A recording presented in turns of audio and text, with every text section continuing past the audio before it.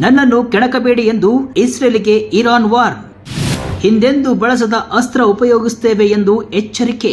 Vijaya Karnataka web ವೀಕ್ಷಕರಿಗೆ ನಮಸ್ಕಾರ. ನಾನು ಶಿವಮೂರ್ತಿ ಸೊರಬ.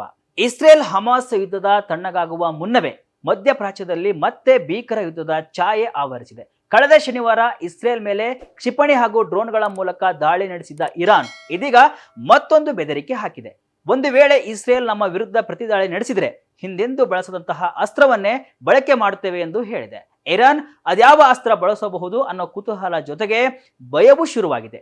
ಸಿರಿಯಾ ರಾಜಧಾನಿ ಡಮಾಸ್ಕಸ್ನಲ್ಲಿನ ಇರಾನ್ ರಾಯಭಾರ ಕಚೇರಿ ಮೇಲೆ ಇಸ್ರೇಲ್ ವಾಯುದಾಳಿ ನಡೆಸಿ ಹಿರಿಯ ಅಧಿಕಾರಿಗಳನ್ನ ಹತ್ಯೆಗೈದ ಬಳಿಕ ಪ್ರತೀಕಾರದ ದಾಳಿಗೆ ಇರಾನ್ ಸಜ್ಜಾಗಿದೆ. ಇದರ ಮಧ್ಯೆ ಅಮೆರಿಕ ಕೂಡ ಎಂಟ್ರಿ ಕೊಟ್ಟಿದ್ದು ಮತ್ತೊಂದು ಘೋರ ಯುದ್ಧದ ಆತಂಕ ಎದುರಾಗಿದೆ. ಈ ಕುರಿತ ಕಂಪ್ಲೀಟ್ ಡೀಟೇಲ್ಸ್ ಇಲ್ಲಿದೆ.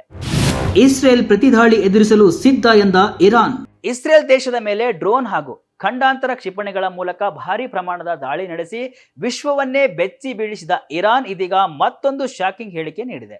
ಒಂದು ವೇಳೆ ತನ್ನನ್ನ ಕೆಣಕಿದ್ರೆ ಹಿಂದೆಂದೂ ಬಳಸದ ಅಸ್ತ್ರವನ್ನ ನಾವು ಪ್ರಯೋಗ ಮಾಡ್ತೇವೆ ಎಂದು ಇಸ್ರೇಲ್ಗೆ ಇರಾನ್ ಖಡಕ್ ಎಚ್ಚರಿಕೆ ನೀಡಿದೆ. ಕಳೆದ ಶನಿವಾರ ಏಪ್ರಿಲ್ 13ರಂದು ಡ್ರೋನ್ ಹಾಗೂ ಕ್ಷಿಪಣಿಗಳ ಮೂಲಕ ಇಸ್ರೇಲ್ ಮೇಲೆ ಇರಾನ್ ದಾಳಿ ನಡೆಸಿತ್ತು. ಆದ್ರೆ ಇರಾನ್ ದೇಶದ 99%ಕ್ಕೂ ಹೆಚ್ಚು ಡ್ರೋನ್ ಹಾಗೂ ಕ್ಷಿಪಣಿಗಳನ್ನ ಹೊಡೆದುರುಳಿಸುವುದಾಗಿ ಇಸ್ರೇಲ್ ಹೇಳಿಕೊಂಡಿದೆ. ಜೊತೆಯಲ್ಲೇ ಸೂಕ್ತ ಸಮಯಕ್ಕೆ ಸೂಕ್ತ ಪ್ರತ್ಯುತ್ತರ ನೀಡುವುದಾಗಿ ಇಸ್ರೇಲ್ ಹೇಳಿದೆ. ಈ ಹಿನ್ನೆಲೆಯಲ್ಲಿ ಇಸ್ರೇಲ್ಗೆ ಎಚ್ಚರಿಕೆ ನೀಡಿರುವ ಇರಾನ್ ತಾವು ಇಸ್ರೇಲ್ ದೇಶದ ಪ್ರತಿದಾಳಿಯನ್ನ ನಿರೀಕ್ಷಣೆ ಮಾಡಿದ್ದೇವೆ, ಇದಕ್ಕಾಗಿ ಸೂಕ್ತ ತಯಾರಿಯನ್ನ ಮಾಡಿಕೊಂಡಿದ್ದೇವೆ ಎಂದು ಹೇಳಿದೆ. ಏನಿದು ಹಿಂದೆಂದೂ ಬಳಸದ ಅಸ್ತ್ರ? ಇರಾನ್ ಸಂಸತ್ನ ರಾಷ್ಟ್ರೀಯ ಭದ್ರತಾ ಸಮಿತಿಯ ವಕ್ತಾರ ಅಬೋಲ್ ಫಜಲ್ ಅಮೋಯಿ ಎಂಬಾತ ಈ ಕುರಿತಾಗಿ ಅಲ್ ಮಯಾದಿನ್ ನ್ಯೂಸ್ಗೆ ಸಂದರ್ಶನವನ್ನ ನೀಡಿದ್ದಾರೆ. ಇಸ್ರೇಲ್ಗೆ ಬುದ್ಧಿವಂತಿಕೆಯಿಂದ ವ್ಯವಹರಿಸುವಂತೆ ಎಚ್ಚರಿಕೆ ನೀಡಿದ್ದಾರೆ. ನಿಮ್ಮ ಮುಂದಿನ ಹೆಜ್ಜೆಗಳನ್ನ ಯೋಚಿಸಿ ಇಡಿ, ಯಾಕೆಂದ್ರೆ ನಾವು ಎಂದೂ ಬಳಸದ ಅಸ್ತ್ರವನ್ನ ಬಳಸಲು ಸಜ್ಜಾಗಿದ್ದೇವೆ. ಈ ಅಸ್ತ್ರವನ್ನ ನಾವು ಈಗಾಗಲೇ ಉಡಾವಣೆಗೆ ಸಜ್ಜಾಗಿ ಇಟ್ಟಿದ್ದೇವೆ. ಒಂದು ವೇಳೆ ಇಸ್ರೇಲ್ ದಾಳಿ ನಡೆಸಿದ್ರೆ ನಾವು ಈ ಅಸ್ತ್ರವನ್ನ ಬಳಕೆ ಮಾಡಬೇಕಾಗುತ್ತೆ. ಯಹೂದಿಗಳ ವಿರುದ್ಧ ಹೋರಾಡಲು ನಾವು ಎಲ್ಲಾ ರೀತಿಯಲ್ಲೂ ಸಜ್ಜಾಗಿದ್ದೇವೆ ಎಂದು ಅಮೋಯಿ ಹೇಳಿದ್ದಾನೆ. ಈತ ಇರಾನ್ ಸರ್ಕಾರದ ವಿದೇಶಾಂಗ ನೀತಿ ಸಮಿತಿಯ ಸದಸ್ಯನೂ ಆಗಿದ್ದಾನೆ. ಹೈ ಅಲರ್ಟ್ ಘೋಷಣೆ ಮಾಡಿದ ಇಸ್ರೇಲ್.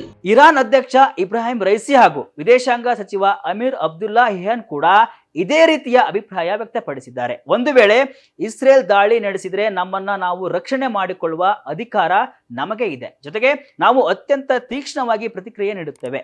ನಮ್ಮದು ಆತ್ಮರಕ್ಷಣೆಯ ಪ್ರತಿದಾಳಿ ಆಗಿರುತ್ತೆ ಎಂದು ಇರಾನ್ ಹೇಳಿಕೊಂಡಿದೆ.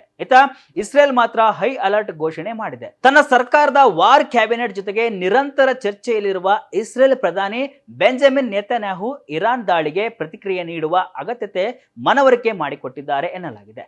ಇಸ್ರೇಲ್ ಸೇನೆ ಕೂಡ ಪ್ರತಿ ದಾಳಿಗೆ ಸಿದ್ಧವಾಗಿದೆ. ಆದರೆ ಪೂರ್ಣ ಪ್ರಮಾಣದ ಯುದ್ಧ ಆರಂಭವಾಗುವುದೇ ಎಂಬ ಭೀತಿ ಎಲ್ಲರನ್ನ ಕಾಡ್ತಿದೆ. ಇಸ್ರೇಲ್ ಮೇಲೆ ದಾಳಿ ನಡೆಸದಂತೆ ಇರಾನ್ಗೆ ಅಮೆರಿಕ ವಾರ್. ಇನ್ನು ಅಂತಾರಾಷ್ಟ್ರೀಯ ಮಟ್ಟದಲ್ಲಿ ಮತ್ತೊಂದು ಸಮರದ ಕಾರ್ಮೋಡ ಕವಿದಿದ್ದು ಅಮೆರಿಕ, ಚೀನಾ, ರಷ್ಯಾ ಹಾಗೂ ಬ್ರಿಟನ್ ದೇಶಗಳು ಯುದ್ಧದ ಪರಿಸ್ಥಿತಿ ಬೇಡ ಅನ್ನೋ ನಿಲುವನ್ನ ವ್ಯಕ್ತಪಡಿಸುತ್ತಿವೆ. ಅದರಲ್ಲೂ ಅಮೆರಿಕದ ಅಧ್ಯಕ್ಷ ಜೋ ಬೈಡನ್ ಇಸ್ರೇಲ್ ಮೇಲೆ ದಾಳಿ ಮಾಡದಂತೆ ಇರಾನ್ಗೆ ಎಚ್ಚರಿಕೆಯನ್ನ ನೀಡಿದ್ದಾರೆ. ನಾವು ಇಸ್ರೇಲ್ ರಕ್ಷಣೆಗೆ ಬದ್ಧರಾಗಿದ್ದೇವೆ, ನಮ್ಮ ಬೆಂಬಲ ಇಸ್ರೇಲ್ಗೆ ಇದೆ, ಯಾವ ಕಾರಣಕ್ಕೂ ಇರಾನ್ ದಾಳಿಯು ಯಶಸ್ವಿ ಆಗುವುದಿಲ್ಲ ಎಂದು ಖಡಕ್ ಆಗಿಯೇ ಹೇಳಿದ್ದಾರೆ. ಇದು ವಿಜಯ ಕರ್ನಾಟಕ ವೆಬ್ನ ಇವತ್ತಿನ ಎಕ್ಸ್ಪ್ಲೇನರ್ ನ್ಯೂಸ್ ವಿಡಿಯೋ. ಇದೇ ರೀತಿಯ ಹಲವು ವಿಶ್ಲೇಷಣೆ, ಮಾಹಿತಿ ಅಷ್ಟೇ ಅಲ್ಲ, ಮನೋರಂಜನೆಯ ವಿಡಿಯೋಗಳಿಗಾಗಿ ವಿಜಯ ಕರ್ನಾಟಕ ವೆಬ್ಸೈಟ್, ಫೇಸ್ಬುಕ್ ಹಾಗೂ ಯೂಟ್ಯೂಬ್ ಪೇಜ್ ಅನ್ನು ಫಾಲೋ ಮಾಡಿ. ಧನ್ಯವಾದಗಳು.